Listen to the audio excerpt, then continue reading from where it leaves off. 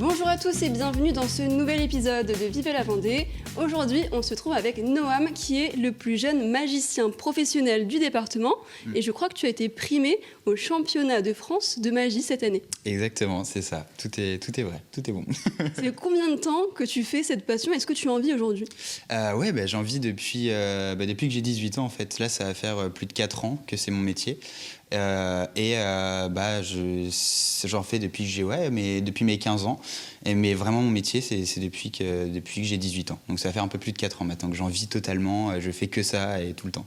Donc tu as arrêté tes études pour la magie? Exactement. Je fais 2 jours de fac de droit et j'ai jamais fait un seul autre métier de ma vie. En fait, j'ai même jamais travaillé de ma vie parce que vraiment, là, avant que ce soit un métier, c'est ma passion. Donc tous les jours, je fais ma passion et c'est pas un métier pour moi, quoi. Mais c'est pas depuis petit, tu m'as dit que c'est récent quand même, cette passion t'est venue vraiment par le biais de ton père? Ouais, c'est ça, exactement. À mes 15 ans, ouais, tu vois, lui, il faisait du mentalisme en fait à ce moment-là. Et puis je le voyais faire des trucs de dingue. Et puis j'ai voulu m'y mettre un petit peu. Et graduellement, tu vois, j'ai commencé à en faire un petit peu. Et puis c'est devenu vraiment une passion.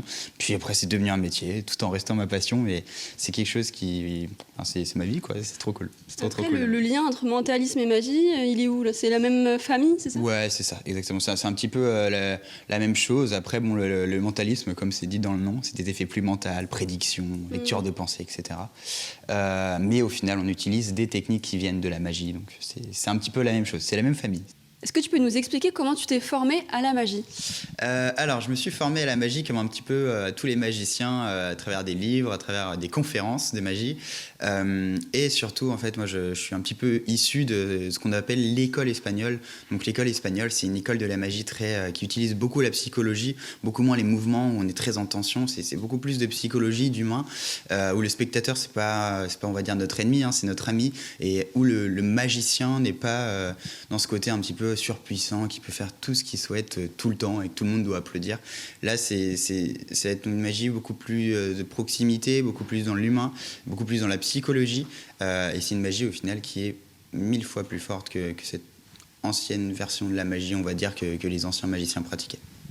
Est-ce qu'on peut dire que c'est de la magie contemporaine qui est pratiquée par les jeunes, la nouvelle génération de magiciens? Ouais, un petit peu, ouais. Et puis c'est surtout qu'en fait, chaque génération de magie apporte, on va dire, sa petite touche. Et donc forcément, tous les 10 ans, tous les 15 ans, il y a un renouvellement des générations de magiciens. Et forcément, la magie qu'on pratique maintenant est différente de celle qu'on pratiquait dans les années 80, comme d'ailleurs elle est totalement différente de celle qu'on pratiquait dans les années 2000. Et là, en ce moment, je pense que dans 5-6 ans, ça va être pareil, on va partir sur un autre cycle. Est-ce que c'est compliqué de se faire connaître dans le département? Ça va, moi franchement j'ai une grande chance, c'est que mon père, comme il est dans le milieu, il m'a vachement aidé dès la première année, puis après bouche à oreille, etc., les prix que j'ai eus aussi m'ont aidé, mais oui, c'est un petit peu comme dans tout, si on travaille, c'est assez simple, hein, honnêtement. Et puis en Vendée, on a la chance d'avoir beaucoup de camping, d'avoir beaucoup de tourisme l'été, donc non, si on travaille, c'est comme tout, c'est facile.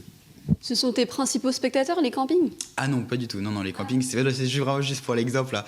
Mais non, mes principaux clients, du coup, ça va être les soirées privées. Ça va être tout ce qui va être, je sais pas, après soirées pour particuliers, donc les anniversaires de mariage, etc. Mais dans les campings, je n'en fais que, on va dire, je crois faire 3 ou 4 campings différents. C'est tout. Filigan, tu es donc le père de Noam. Est-ce que tu peux nous expliquer un peu le rôle que tu as joué? Alors Noam a été assistant sur un de mes spectacles de mentalisme, puisque je suis guitariste, mais aussi j'ai cette passion pour le mentalisme. Et puis évidemment, mais je m'occupe de tout ce qui est moins sympa, tout ce qui est intendance, administratif, la gestion des dates, pour qu'il ait bien son temps pour lui, de bien développer son art, créer les tours. Et puis lorsqu'il finit tard le soir, de préparer, de créer. J'ai mon petit message souvent sur mon téléphone avec le cahier des charges. Papa, est-ce que tu peux acheter ça pour pouvoir, à ton avis, est-ce que cette carte-là peut bouger ou est-ce que tu peux avoir ce bouquin-là et tout, voilà. Et toi, Noam, le fait que ton père soit ton propre manager, est-ce que c'est plutôt bénéfique ou pas? Ouais, carrément, c'est super cool parce qu'on peut tout se dire et puis ouais, il m'aide. Enfin, je sais qu'il y aura jamais de mauvais coups ou quoi, donc c'est complètement cool, c'est génial, c'est le mieux. Il y a pas mieux. T'aimerais qu'à l'avenir ça se passe comme ça encore ou on verra après? Ah non, mais carrément, moi si toute la vie ça peut se faire, moi ça m'arrange, hein, je fais pas de papier, donc c'est parfait, hein, moi c'est parfait. Ouais, je vais prendre ma retraite un jour quand même. Est-ce que tu saurais expliquer pourquoi la magie fonctionne toujours autant en France et surtout depuis quand ça existe? Alors la magie, c'est un art qui est très très vieux, hein. C'est un des arts les plus vieux. Je n'ai pas envie de dire de bêtises, mais je crois que les premiers, on va dire les premiers signes, les premiers témoignages qu'on a de magie, c'était pendant l'Égypte antique, je crois même. Oui, il y en avait ça, il y en avait en Chine aussi à l'époque, et c'était en fait le tour très connu on appelle ça cups and balls en anglais, c'est la balle rouge sous les sortes de petites cups, ouais, sous les sortes de petits gobelets, et il faut trouver la balle rouge, puis après elle se modifie, puis ça devient des fruits parfois à la fin. Enfin, et ça, c'est vraiment le tour le plus vieux. Ça, c'est sûr et certain pour le coup, c'est le tour le plus vieux qui existe. Et ça a plus de 2000 ans, quoi. Ah ouais, largement, même sûrement plus. Hein. C'est que là, j'ai pas les dates en tête, mais sûr que les Cups and Balls, c'est le premier tour, mais c'est oui, largement plus de 2000 ans. Et comment tu expliques ce succès encore aujourd'hui? C'est que la magie, on a cette chance, comme tous les arts, mais encore plus la magie en ce moment, c'est de pouvoir se renouveler à chaque fois. On dépoussière ce qui se passait avant. Par exemple, même nous, cette chance qu'on a, c'est que maintenant, avec les nouvelles technologies, on a des tours que les magiciens, il y a encore à peine 10 ans, ils ne pouvaient pas faire. Alors que maintenant, on a des milliers de tours qui s'offrent encore plus à nous. Et la magie, c'est ça sa force, c'est qu'elle est adaptative et surtout, elle est intergénérationnelle. Hein. Moi, je fais de la magie pour des gens à partir de 3 ans jusqu'à 99 ans. Tout le monde aime la magie. Et cette chance qu'on a, comme je dis, c'est de pouvoir s'adapter à notre public et à notre temps. Comment on crée un tour de magie? Alors, on crée un tour de magie, on a tous des manières différentes, mais moi, c'est assez simple. Je pars, on va dire, de l'effet. Donc, l'effet, ça va être, je sais pas, par exemple, faire traverser un verre à travers une table. Et la question, c'est comment le faire. Et ensuite, comment le faire de la manière la plus magique possible. Donc, de la manière que personne ne puisse comprendre pour bluffer les gens.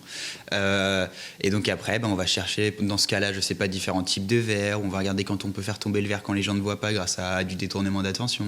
On va prendre une nappe, on va utiliser un autre objet pour justement créer quelque chose en plus. Donc ça dépend vraiment du tour, mais c'est ça le but. C'est on prend un effet, on se dit comment le faire, comme des ingénieurs. En réalité, c'est comme des ingénieurs. Et après, le but, c'est de le faire de la meilleure des manières, quoi. Tu m'as donné quand même pas mal de points positifs à faire ce métier. Est-ce qu'il y a aussi des points négatifs? Chez moi, il n'y en a pas vraiment. Le seul, ça peut être si vraiment on se déplace souvent. Ça peut être moi, c'est pas vraiment ce que j'aime le plus, si on se déplace beaucoup, tout le temps. Mais sinon, franchement, il y en a vraiment très très peu. Moi, j'adore ce métier. Est-ce que tu peux nous parler un peu de tes envies, de tes projets à l'avenir? Là, le plus proche, ça va être d'aller à Las Vegas, à Los Angeles. Là, j'y vais dans 2-3 semaines parce que c'est les plus beaux spectacles de magie là-bas à voir. Donc, ça va être top. Après, je vais faire les concours internationaux. Donc, mon but, c'est de faire ça, hein, les championnats d'Europe de magie, les championnats du monde.